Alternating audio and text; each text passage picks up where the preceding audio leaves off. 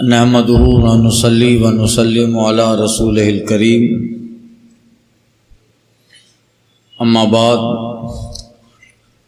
فاعوذ بالله من الشیطان الرجیم بسم اللہ الرحمن الرحیم هو الذي جعل الشمس ضياء والقمر نورا وقدره منازل لتعلموا عدد السنين والحساب ما خلق الله ذلك الا بالحق يفصل الآیات لقوم يعلمون۔ اور وہی ہے جس نے سورج کو جگمگاتا بنایا اور چاند چمکتا اور اس کے لیے منزلیں ٹھہرائیں کہ تم برسوں کی گنتی اور حساب جانو۔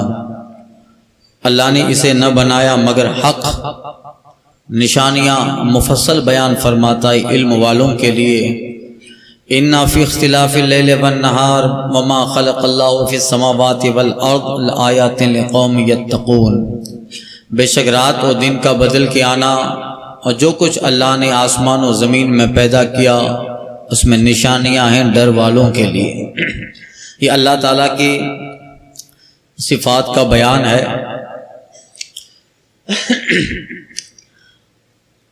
هو الذی سے شروع ہوا، ان ربکم اللہ الذی، بے شک تمہارا رب وہ ہے۔ یہ کہہ کر اب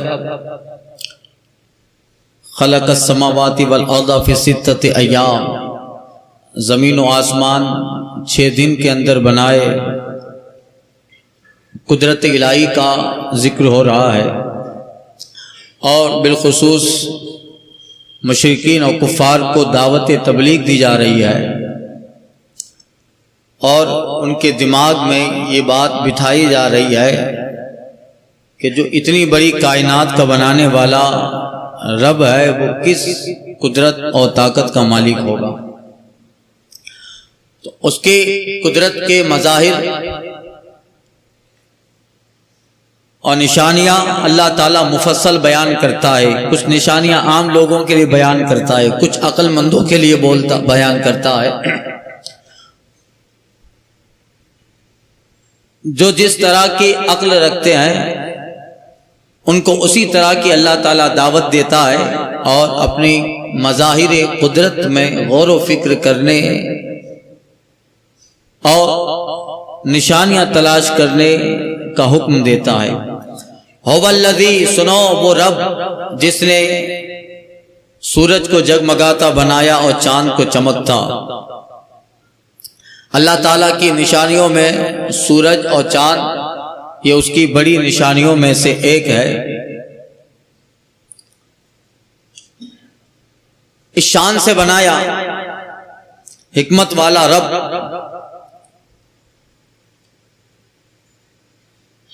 اس نے سورج کے اندر روشنی پیدا فرمائی، اور چاند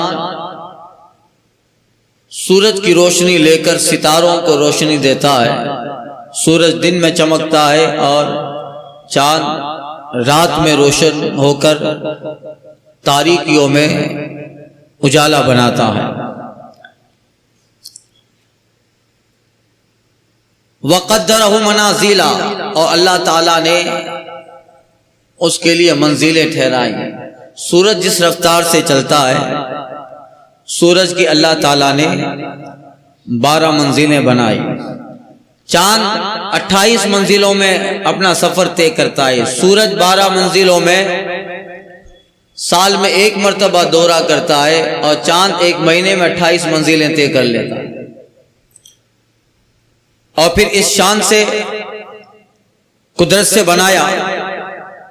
سورہ یاسین میں فرماتا ہے وَالْقَمَرَ قَدَّرْنَاهُ مَنَازِلَ حَتَّىٰ حِینٍ، اور اس رب نے چاند کے لیے منزلیں بنائی یہاں تک کہ پھر جب وہ لوٹتا ہے تو پھر کھجور کے شاخ اور ٹہنی کی طرح ہو جاتا ہے۔ And the moon we have determined for it phases until it returns and appear into the dead sticks۔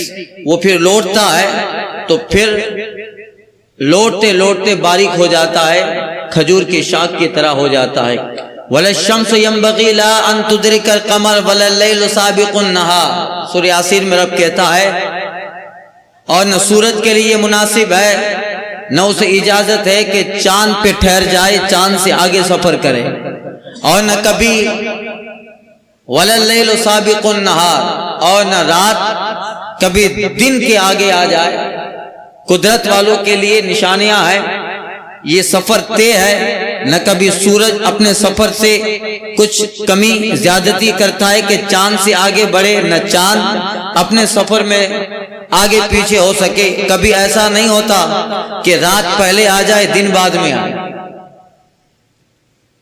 سب کے لیے اللہ تعالیٰ نے ایک منزل مقرر کر دی، وَقَدَّرَهُ مَنَازِلَ، اور اللہ تعالیٰ نے اس کے لیے منزلیں بنائی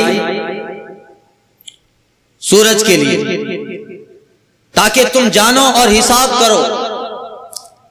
سورج کی منزلیں سال کا پتہ دے گی، سورج کے طلوع و غروب سے نمازوں کا حساب ہوگا، اس کے سایہ سے، اور چاند اپنی منزلیں طے کرے گا، اس سے مہینے کا حساب ہوگا، حج کا حساب ہوگا، اپنے بہت سارے کاموں کا حساب اس سے ہوگا۔ اب رب نے یہ منزلیں سورج اور چاند کی مقرر فرمائی۔ 12 برج بنائے اللہ تعالیٰ نے فلک آسمان میں، اور ان برجوں میں سورج طے کرتا ہے اپنی منزل، اپنا سفر طے کرتا ہے۔ سب کو مسافر بنایا اور سب مسافروں کی ایک منزل بنائی، پھر منزل پہ پہنچ کے لوٹتا ہے، پھر سفر طے کرتا ہے۔ کروڑ ہزاروں سال ہو گئے، نہ کبھی ایک لمحہ ایک وقت اپنی منزل سے آگے پیچھے ہوتا ہے، نہ کبھی قدرت کے حکم کے خلاف کرتا ہے۔ جیسی منزل اور جس مقدار میں رب نے حکم دیا ہے اپنا سفر طے کر رہا ہے۔ دنیا کا نظام کچھ بھی ہو، سورج اپنی منزل نہیں بدلتا اور چاند کبھی پیچھے نہیں آتا۔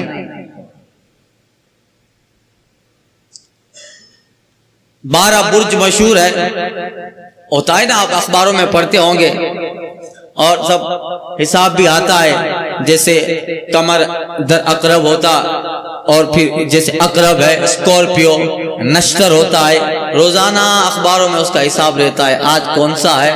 جیسے چاند کی 28 منزلیں ہیں، پہلی منزل شرطین، جس کو سنسکرت میں نچتر کہتے ہیں۔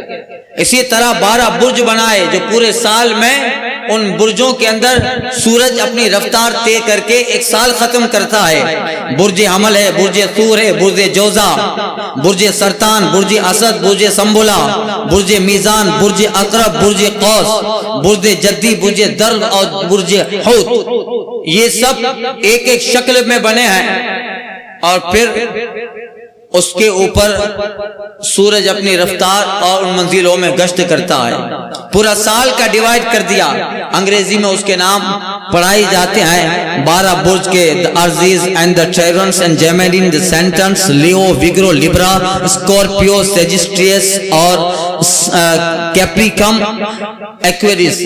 12 برج ہے جو اپنے اپنے پورے سال میں 21 مارچ سے لے کر 20 اپریل تک برج حمل ہے، پھر 21 اپریل سے لے کر 20 مئی تک برج ثور ہے، پھر 21 مئی سے 21 جون تک برج سرطان ہے، پھر 24 جولائی سے 23 اگست تک برج اسد ہے، پھر 24 اگست سے 23 ستمبر تک برج سنبلا ہے، پھر 24 ستمبر سے 23 اکتوبر تک برج میزان ہے، 24 اکتوبر سے 22 نومبر تک برج عقرب ہے، پھر 23 نومبر سے 22 دسمبر تک برج قوس ہے، پھر 23 دسمبر سے 20 جنوری تک برج جدی، اور پھر 21 جنوری سے 19 فروری تک دلو جس کو ایکویریس کہتے ہیں، پھر 20 فروری سے 20 مارچ تک یہ برج حوت ہے۔ یہ 12 برج ہو گئے اور ایک سال ختم ہو جاتا ہے۔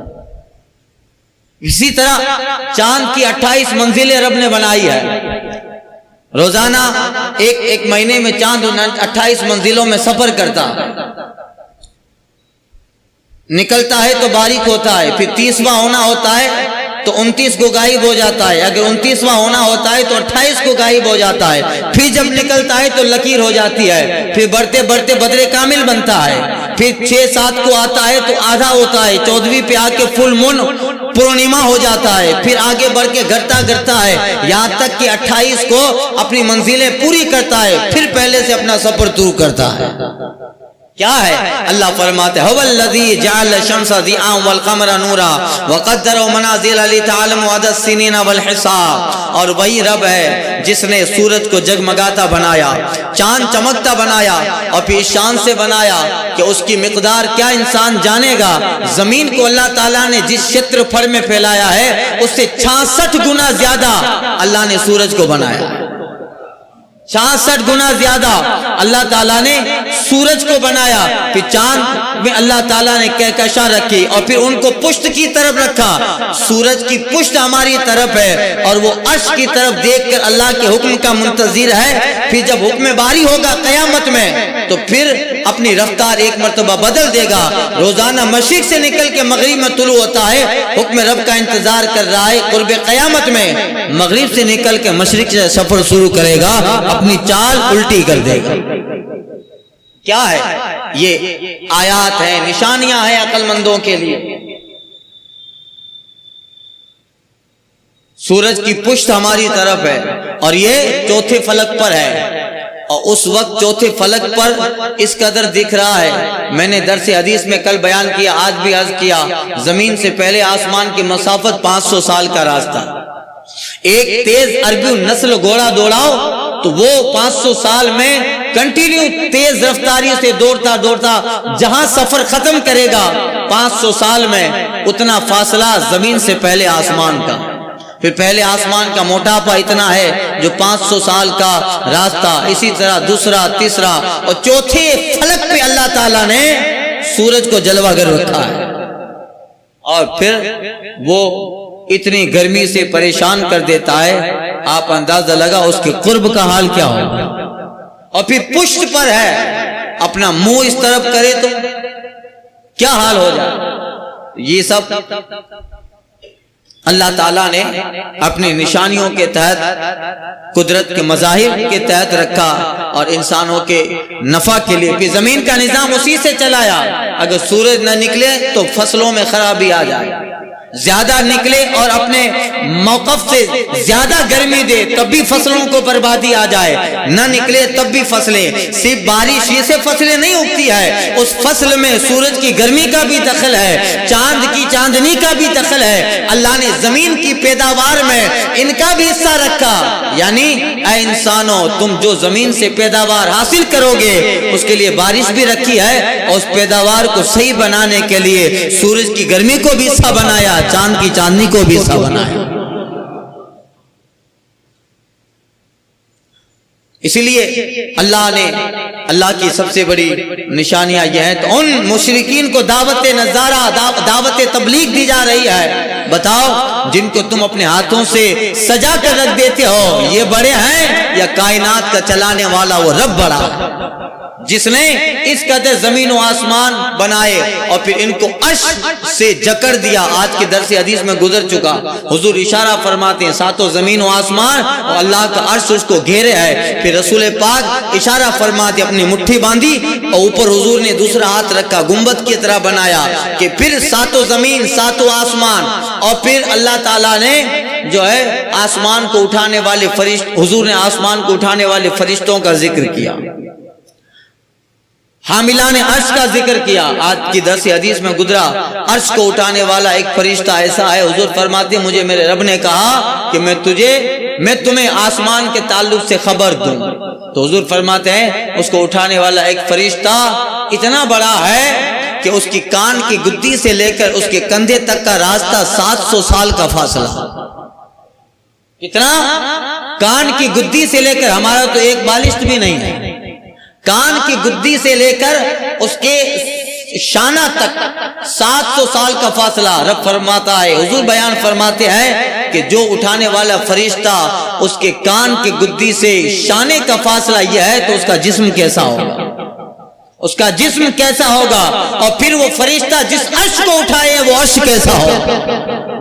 اور پھر اللہ نے اس عرش کو پوری کائنات کے لیے مرکز بنایا ہے، اور رب کا عرش پوری کائنات کو گھیرے ہیں۔ آیات لقوم یعقلون، عقل مندوں کے لیے نشانیاں ہے۔ وما یذکر الا اولو الالباب، عقل مند ہی اللہ کی آیتوں سے نشانیاں پکڑتے ہیں۔ اب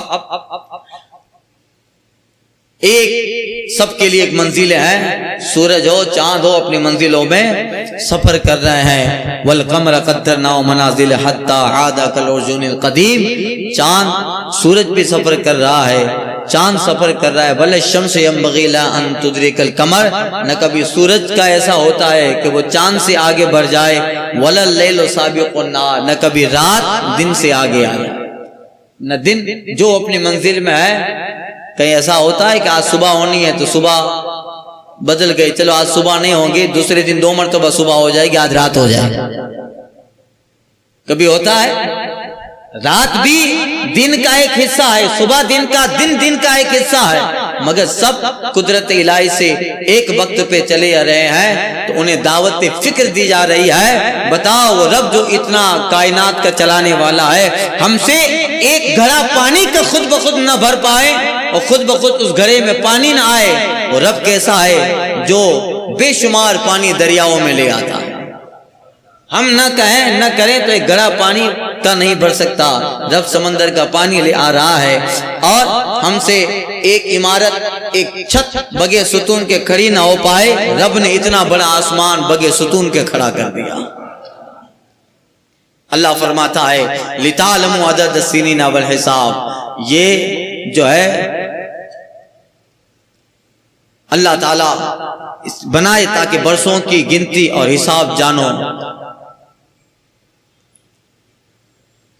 ان قدرتوں کا مالک، اب ان میں ان لوگوں کو دعوت دی جا رہی ہے جو علم فلکیات جانتے ہیں، چاند سورج کا علم ہے، وہی ان ساری چیزوں میں غور و فکر کر پائیں گے۔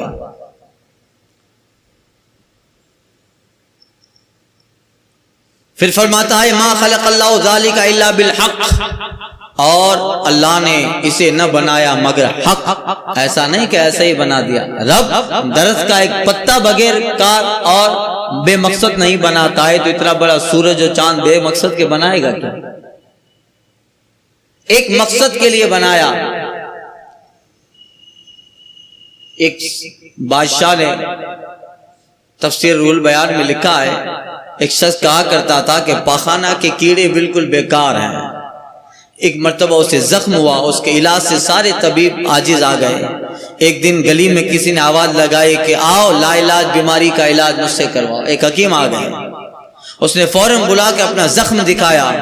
حکیم نے کہا کہ پاخانہ کے کیڑے آپ کے زخم میں لیپ کیے جائے، اس سے شفا ہوگی۔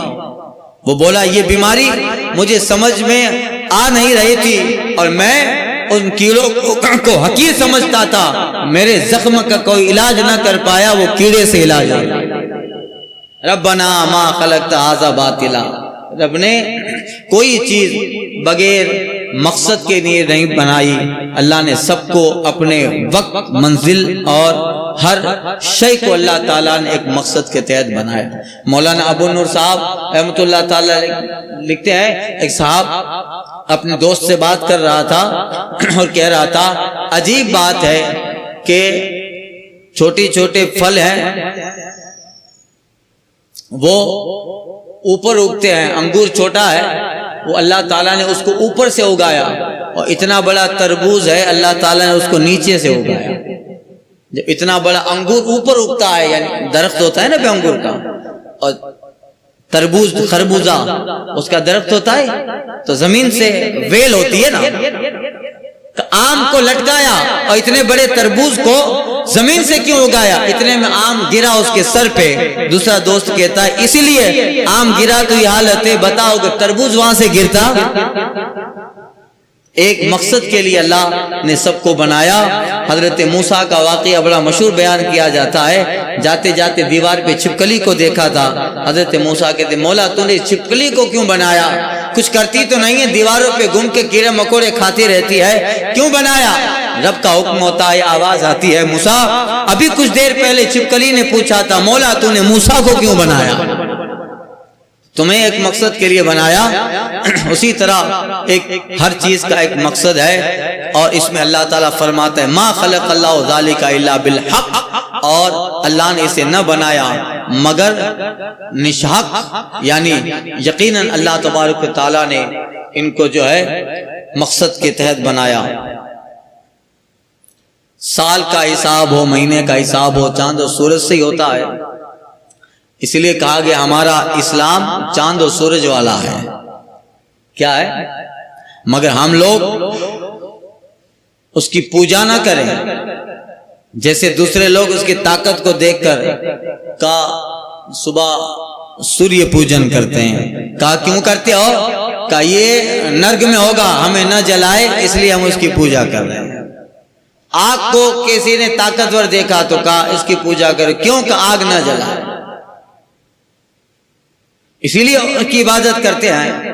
حضرت بایزید بستامی رحمۃ اللہ تعالی علیہ، یا یہ واقعہ حضرت حسن بصری کے تعلق سے، ایک آتش پرست تھا، کہ کتنے سال سے؟ کہا 80 سال سے آگ کی پوجا کر رہا ہوں۔ کیوں کر رہا ہے؟ کہ آگ نہ جلائے۔ حضرت حسن بصری کہتے ہیں چل ہم دونوں آگ میں کودتے ہیں، جس کا دین صحیح ہوگا آگ اسے نہیں جلائے گی۔ کہا ہاتھ ڈالے ہم دونوں، وہ پجاری کہتا ہے تب تو جلا دے۔ حضرت کہتے ہیں 80-90 سال تک عبادت کر رہا ہے، پھر بھی آگ تجھے نہیں چھوڑے گی، دنیا کی آگ نہ چھوڑے، وہاں کیسے چھوڑے گی؟ مگر دیکھ میں اس رب کی عبادت کرتا ہوں جو آگ کا بھی خالق، سورج کا بھی خالق ہے، یہ کہہ کر بسم اللہ پڑھ کے حسن بصری آگ میں کود جاتا، اور کچھ دیر کے بعد واپس آئے، جسم صحیح و سلامت ہے۔ کا دیکھ میں اس رب کا عبادت کرنے والا، میں نے دنیا میں ایک لمحہ بھی آگ و سورج کی پرستش نہ کی، مگر اس نے مجھے نہ جلایا۔ وجہ یہ ہے کہ میں خالق کے آگ و شمس کا عابد ہوں، اس رب کا عبادت کرنے والا ہوں جو سورج کو بھی بنانے والا ہے، آگ کو بنانے والا۔ آتش پرست اپنے سارے چیلوں کے ساتھ کلمہ پڑھ کے اسلام میں داخل ہو۔ اس لیے ہمارا جو سورج والا کہا جاتا ہے وہ اس اعتبار سے کہ ہمیں ہمارے نماز، ہماری عبادات کا اوقات اور ہمارے دین کے بعض احکامات انہی پہ جو ہے منحصر ہے۔ قرآن مجید میں سورہ بقرہ میں اللہ کہتا ہے یسألونک عن الأہلہ قل ہی مواقیت للناس والحج، محبوب آپ سے چاند کے تعلق سے پوچھتے ہیں، آپ کہو یہ تو لوگوں اور حج کے لیے وقت کی مقدار ہے، تاکہ پتہ چلے ذی الحجہ کا مہینہ شروع ہوا ہے، پتہ چلے رمضان شروع ہوا ہے، لوگ اپنا حساب لگا سکیں۔ اللہ نے ہمارے حساب و آسانی کے لیے سے بنائے، عبادت کے لیے نہیں بنائے۔ سال اور مہینے کا حساب، قمری سال جو ہوتا ہے چاند والا، یہ شمسی سال سے 10 دن 11 گھنٹے 1 منٹ چھوٹا ہوتا ہے۔ انگریزی سال ہے جنوری والا، وہ 365 دن 5 گھنٹے اور 39 منٹ کا ہوتا ہے۔ 365 دن 5 گھنٹے 39 منٹ کا یہ جنوری والا انگریزی سال ہوتا ہے، اور قمری سال یہ 354 دن 8 گھنٹے 48 منٹ کا ہوتا ہے۔ اس کا حساب قمر سے ہے۔ کیوں؟ اللہ تعالیٰ نے ہماری آسانی کے لیے بنایا۔ اب یفصل الآیات لقوم یعلمون، اللہ تعالیٰ علم والوں کے لیے مفصل نشانیاں، تفصیل سے نشانیاں بیان کرتا ہے۔ اب سورج میں غور و فکر کرے، آسمان میں غور و فکر کرے، عام انسان تو کر، جو علم ریاضی کیا کہتے ہیں، علم فلکیات اور علم نجوم کا متلاشی ہوتا ہے، اور علم شمس و علم قمر کی تحقیق میں لگا رہتا ہے، اور فلکیات آسٹرولوجی کا ماہر ہوتا ہے، ان سب چیزوں ان لوگوں کے لیے نشانیاں ہے کہ دیکھو اللہ نے کن قدرتوں کے ساتھ ان کو بنایا۔ غور و فکر کرو۔ پھر عام لوگوں کے لیے اللہ فرماتا ہے ان فی اختلاف اللیل والنہار، اور بے شک رات و دن کا بدل کے آنا، رات اور دن بدل کے آتے ہیں۔ کس طرح؟ دن آیا دن گیا، رات آئی رات گیا، رات گئی دن آئی، اور پھر اس سے حساب لگایا جاتا ہے، کبھی ٹھنڈی، کبھی گرمی، کبھی بارش، موسم بہار، موسم سیف، موسم شتاء، ان سب چیزوں کو اللہ تعالیٰ نے انسانوں کی آسانی کے لیے بنایا ہے۔ اللہ فرماتا ہے غور کرو، وما خلق اللہ فی السماوات والارض، اللہ تعالیٰ نے زمین و آسمان میں جو پیدا کیا ہے، جو پیدا کیا اس میں عقل مندوں کے لیے نشانیاں ہیں۔ زمین سے اللہ تعالیٰ دانا اگاتا ہے، اگر زمین اگانا بند کر دے تو انسان اور اس کے جانور کہاں سے غذا حاصل کرے؟ نہیں کر پائیں گے، اس لیے زمین سے اگاتا ہے، وہ جانور کھاتے ہیں اور مسلمان حلال جانوروں کو کھاتا ہے۔ اگر وہی زمین کی پیداوار نہ ہوگے تو جانور مر جائیں، اور پھر کس شان سے بناتا ہے؟ انا سببنا الماء صبا، پانی برساتا ہے، انبتنا فیہا حبا شققنا الارض شقا، زمین پھاڑتا ہے، انبتنا فیہا حبا، اس میں دانہ اگاتا ہے، وحدائقا، اور پھر اس طرح اگاتا ہے کہ وہ زیتونم و نخلم و حدائقا و غلبا، اسی سے زیتون بناتا ہے، انجیر بناتا ہے، انگور بناتا ہے، طرح طرح کے باغات بناتا ہے تاکہ ہمارے جانور آسانی سے زندگی گزارے، انسان آسانی سے زندگی گزارے۔ ایک نظام کو ہزاروں چیزوں سے جگڑ کے رکھا ہے اور اس پہ اللہ تعالیٰ نے اپنے فرشتے مقرر کر دیے ہیں جو رب کی تاکید اور رب کے حکم میں ایک ذرہ برابر بھی آگے پیچھے نہیں ہوتے ہیں۔ نظام کائنات حکم باری سے چل رہا ہے۔ انہیں کہا جا رہا ہے اس رب کو کی شان یہ ہے، تو پھر کہاں جا رہے ہو؟ وہ رب جو اتنی قدرتوں کا مالک ہے، اس کی شان دیکھو، اس نے کس طریقے سے جو ہے زمین اور آسمان کا نظام بنایا۔ اللہ اللہ روایت کرتے ہیں کہ حضرت ذوالنون مصری رحمۃ اللہ تعالی علیہ ایک شخص کو کہتے ہوئے سنتے ہیں آپ، جو دریا کے وسط میں پہاڑ کی چوٹی جزیرے پہ کھڑا رہ کر ایک انسان کچھ اللہ کی قدرت اور نشانیاں بیان کر رہا تھا اور بڑے عمدہ الفاظ میں بیان کر رہا تھا۔ حضرت ذوالنون مصری رحمۃ اللہ تعالی علیہ اپنے وقت کے بہت بڑے صاحب کشف بزرگ ہیں۔ علامہ اسماعیل حقی رحمۃ اللہ تعالی علیہ تفسیر روح البیان میں کہتے ہیں ایک صاحب جزیرہ دریا کے وسط میں ایک پہاڑ کی چوٹی پہ کھڑا رہ کر کہہ رہا تھا، سیدی مولا، میں تیرے جزائر دریا میں رہائش پذیر ہوں، تو وحدہ لا شریک بادشاہ ہے اور تیرا دربان بھی کوئی نہیں ہے اور نہ تیرا کوئی ملاقاتی۔ وہ کون ہے جو تجھ سے انس پائے تو پھر اسے وحشت ہو، اور جو تیری قدرت کی آیات دیکھنے کا موقع ملتا ہے تو وہ کب کسی سے خوف زدہ ہو سکتا ہے؟ مولا تو نہیں آسمانوں میں عجیب و غریب راستے بنائے، مولا تو نہیں افلاک کھڑے کیے اور ان کے زیر سایہ تیری مخلوق زندگی گزارتی ہے، مولا تو نہیں عرش محیط کو ایسا کھڑا کیا کہ وہ بغیر کسی کے سہارے قائم ہے، تو نے ہی ہواؤں کو بھیجا اور انہیں تیرے سوا اور کوئی روکنے والا بھی نہیں ہے۔ یہ تیری فردانیت پہ دلالت کرتے ہیں مولا۔ آسمان بتاتا ہے کہ انہیں صرف تو ہی روکنے والا ہے، افلاک بتاتا ہے کہ تیری صفت عجیب ہے، ہوائیں بتاتی ہیں کہ ساری برکتیں تیری ہیں، بادل بتاتے ہیں کہ تیری آیات عظیم الشان ہے، زمین بتاتی ہے کہ تیری حکمتیں بے پایا ہیں، نہریں بتاتی ہیں کہ ان کے اندر تو نے میٹھے بول پیدا کیے ہیں، درخت تیری صفت کے عجائبات ظاہر کرتے ہیں اور سورج تیری کاریگری کا پتہ دیتا۔ مولا تو ہی ہے، تبارک اللہ احسن الخالقین، بے شک مولا بہترین بنانے والا۔ حضرت ذوالنون مصری رحمۃ اللہ تعالیٰ کہتے ہیں اے بندے ذرا پھر سے دعا کر، تو ان الفاظ میں اللہ کی قدرت بیان کرتا ہے کہ کانوں کو اچھا لگ رہا ہے، کانوں کو اچھا لگ رہا ہے، اللہ کی قدرت کن الفاظ میں بیان کرتا ہے، پھر سے بیان کر۔ حضرت ذوالنون مصری کہتا ہے اس بندے نے قدرت الہی کا اور زیادہ شوق دلایا، ان الفاظ میں قدرت الہی مظاہر رب کا ذکر کر رہا تھا کہ اس کو سننے میں مجھے بہت لطف آیا۔ یہی ہے ما خلق اللہ فی السماوات والارض، اور اللہ تعالیٰ نے جو کچھ زمین و آسمان میں پیدا کیا، لآیات لقوم یتقون، ڈر والوں کے لیے نشانیاں ہیں، جو اللہ سے ڈرتے ہیں ان کے لیے نشانیاں ہیں۔ ایک جماعت ان ساری چیزوں سے فائدہ بھی اٹھاتی ہے مگر وہ فائدہ اٹھا کر ان چیزوں میں غور و فکر نہیں کرتی۔ جو ڈرتے ہیں اللہ تعالیٰ سے، وہ زمین کے ایک ایک شے اور ایک ایک جز کے اندر اللہ کی قدرت کی نشانیاں تلاش کرتے ہیں۔ وہ لوگ جو ڈر رہے ہیں اللہ تعالیٰ سے، ایک ایک چیز میں قدرت الہی ہے، اور پھر اللہ تعالیٰ نے ان چیزوں میں، علماء کہتے ہیں، صوفیہ فرماتے ہیں کہ اللہ نے جو قدرتیں بنائی ان قدرتوں میں بھی اپنے نبی کا نور ودیت فرمایا۔ کسی نے کہا تھا جو شے تیری نگاہ سے گزرے درود پڑھ، جو شے تیری نگاہ سے گزرے درود پر ہر جزو کل ہے مظہر انوار مصطفیٰ. چاہے جز ہو چاہے کل ہو، کائنات کی کوئی شے جس میں قدرت الہی نظر آتی ہے غور کر، اس میں نور محمدی بھی نظر آئے. جو شے تیری نگاہ سے گزرے درود پر ہر جزو کل ہے انوار مصطفیٰ. ہر چیز میں اللہ نے یہ چیزیں رکھی ہے. حضرت نعمان بن منذر رحمۃ اللہ تعالی علیہ نے ایک درخت کے نیچے کھیل جمانے کا پروگرام بنایا، کچھ کھیلنا تھا. نعمان بن منذر ایک صاحب گزرے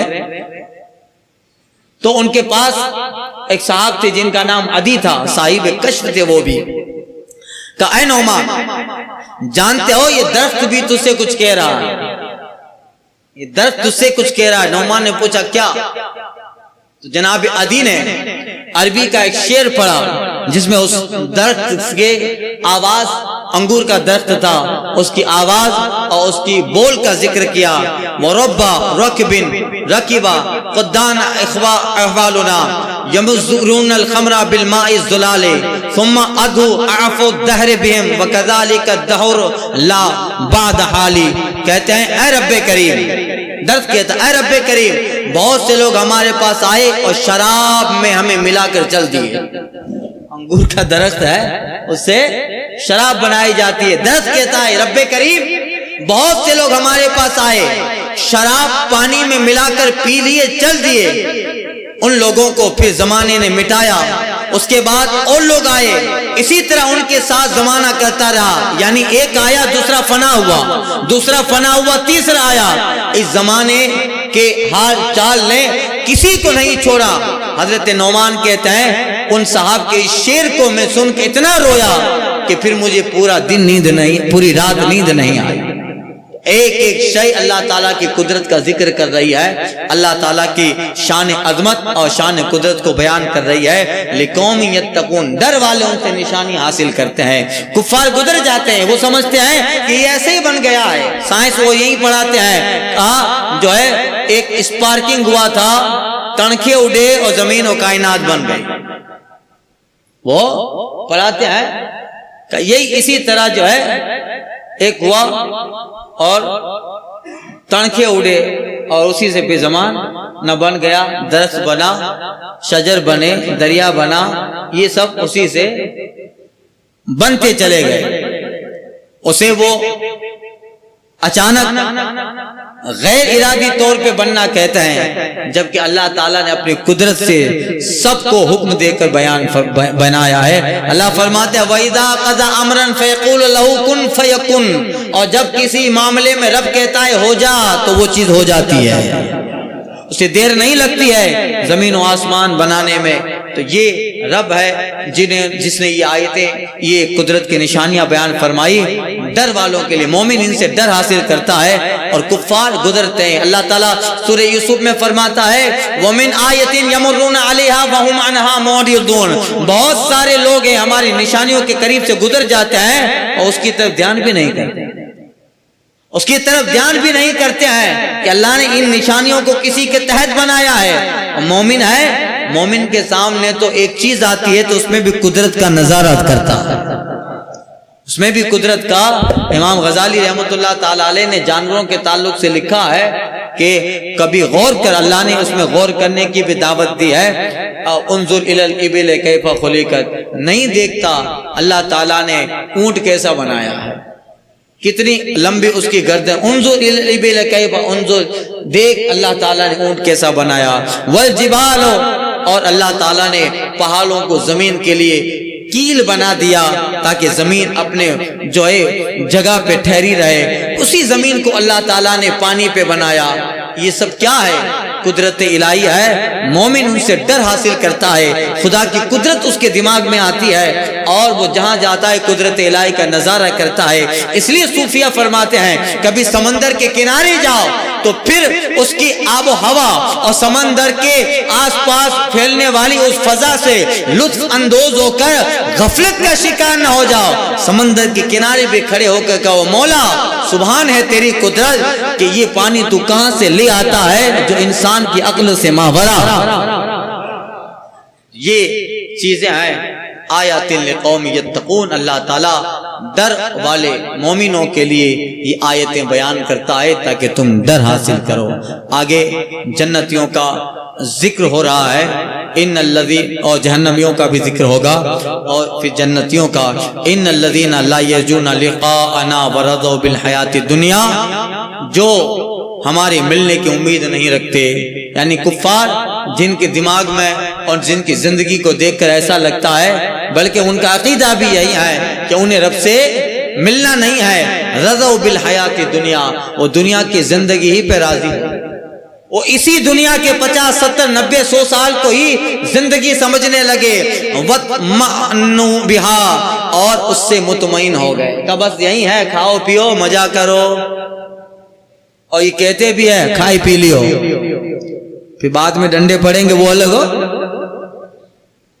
تو اسی دنیا سے راضی ہو گئے اور مطمئن ہو گئے کہ بس یہی ہے، اسی میں اپنا سارا کام کاج کر لو۔ والذین هم عن آیاتنا غافلون، اور بے شک وہ ہماری آیتوں سے غفلت کرتے ہیں، کہ یہ دنیا سے راضی ہو کے مطمئن ہو گئے، اللہ کی آیتیں نہیں دیکھتے، اس کے بعد بھی اللہ تعالیٰ نے جہاں بنایا ہے جو حقیقی ہے وہی مقصد ہے۔ اولئک مأواہم النار بما کانوا یکسبون، تو سنو ان لوگوں کا ٹھکانہ دوزخ ہے، بدلہ ان کی کمائی کا، جیسا سوچتے ہیں ویسا ہے نہیں۔ جب ہمارے پاس آئیں گے اس دنیا کے اندر تو دیکھ لیں گے کہ اس دنیا تو ایک مسافر خانہ تھا، چند دیر اللہ نے انہیں زندگی دی، اور وہ زندگی انسان 100 سال جی بھی لے تو رب کے نزدیک کیا ہے؟ اللہ فرماتا ہے ان یوما عند ربک کالف سنۃ مما تعدون، اے لوگو تم اپنی گنتی میں جسے 1000 سال گنتے ہو، تیرے رب کے نزدیک ایک دن ہے۔ ہمارا 1000 سال رب کے نزدیک ایک دن ہے، تو پھر ہمارے 70 سال کی زندگی کتنے گھنٹہ ہو؟ ہمارے 80 سال کی زندگی کا حساب ہی کیا؟ اللہ نے کسی کو 2 گھنٹہ کسی کو 3 گھنٹہ زندگی دے دی ہے، پھر کیا ہے؟ ثم الیہ مرجعکم جمیعا، پھر تم سب کا منتہا اور آخری منزل رب ہی کی طرف لوٹنا ہے۔ پھر لوٹنے والے 2 طرح کے ہوتے ہیں، ایک مسرور ایک مجبور۔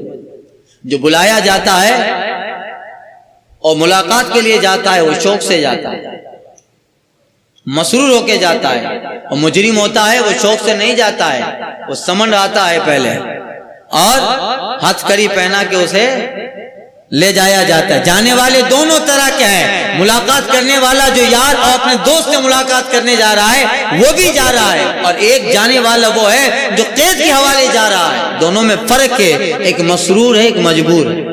مومن انشاءاللہ اللہ تعالیٰ کی ملاقات کا یقین ہے، تو یقیناً ہم رب سے ملاقات اس حال میں کریں گے۔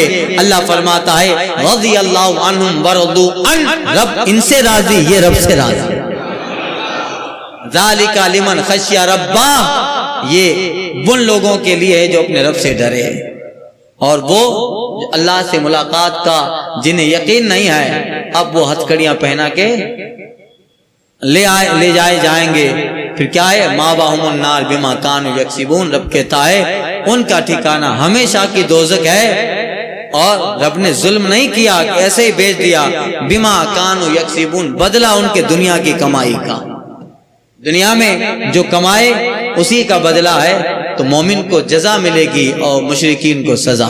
اسی کا ذکر ان آیات میں آ رہا ہے، انشاءاللہ آئندہ کے درس میں عرض کرتا ہوں۔ الفاتحہ۔